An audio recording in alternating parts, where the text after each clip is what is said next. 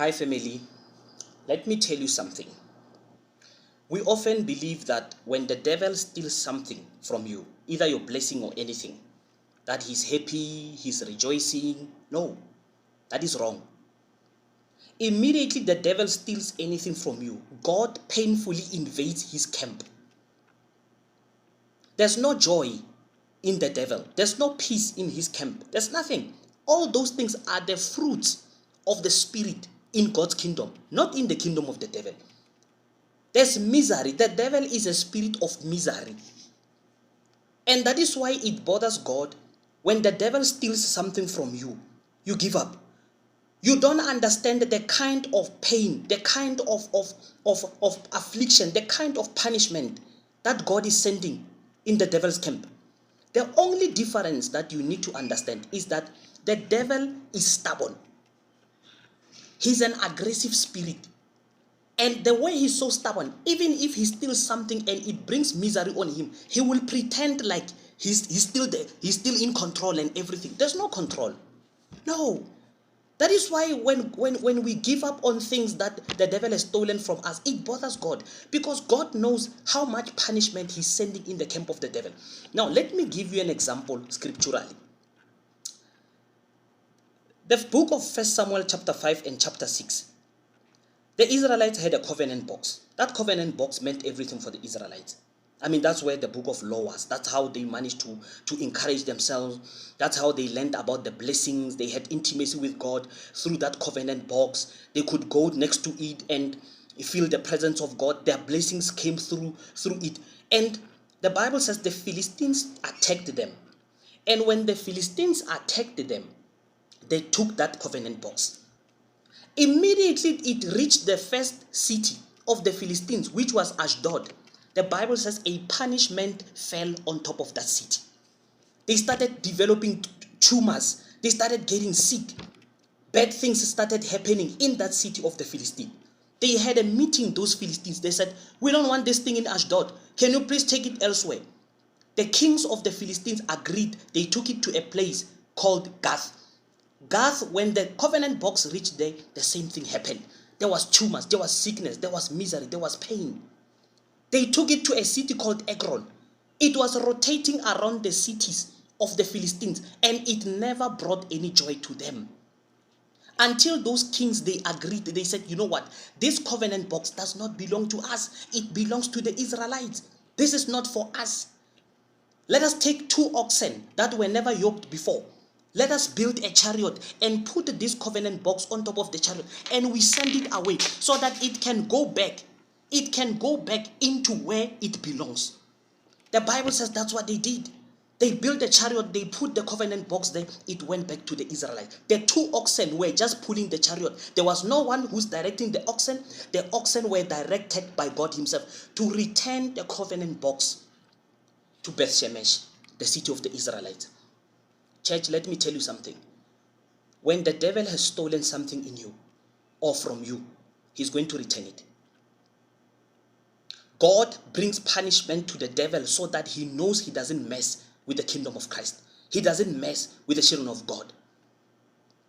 You don't think anyone or your enemies had stolen your promotion at work, or some people stole your money, or some people broke down your marriage or anything, and you think they are happy. They are not happy. There are people who share the same characteristics like the devil. They pretend like they are happy, yet God is sending affliction upon their lives until they return what belongs to you. The reason the Philistines returned that covenant box, they said it doesn't belong to us. Church, your blessing is your blessing. The devil might have hindered you, might have delayed you, might have stolen that. But don't give up on that thing, because the more you fight in prayer, the more God is causing the punishment to be severe for the enemy's camp, so that the enemy can return what he stole from you. Joel chapter 2, 25-26, God said, I will restore. Restoration is possible. Restoration happens every day. Our attitude is what determines how long will it take for you to get restoration. Your blessing belongs to you. Your breakthrough belongs to you. Your healing belongs to you. The enemy might have invaded, but God will invade his camp. And when he invades his camp, he's got no choice. Just like the Philistines, he has to return the blessing. And he has to return it 7 times. That is what the Bible is saying.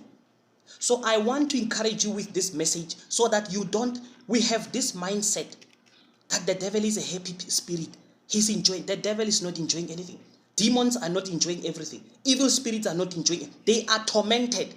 They are constantly tormented. They are constantly living in misery. They just pretend to be happy. The devil is just pretending to be at peace. There's no peace in the enemy's camp. There is no peace in there.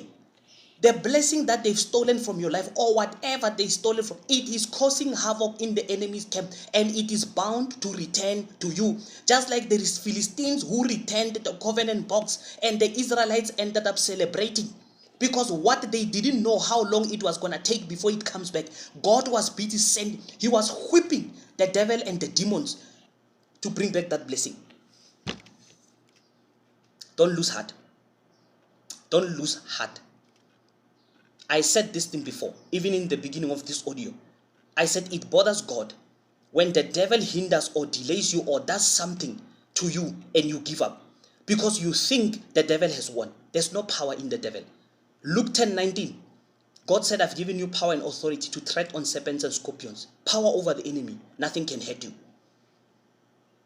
Believe that that thing that has been stolen from you, it's returning. And it's going to return more.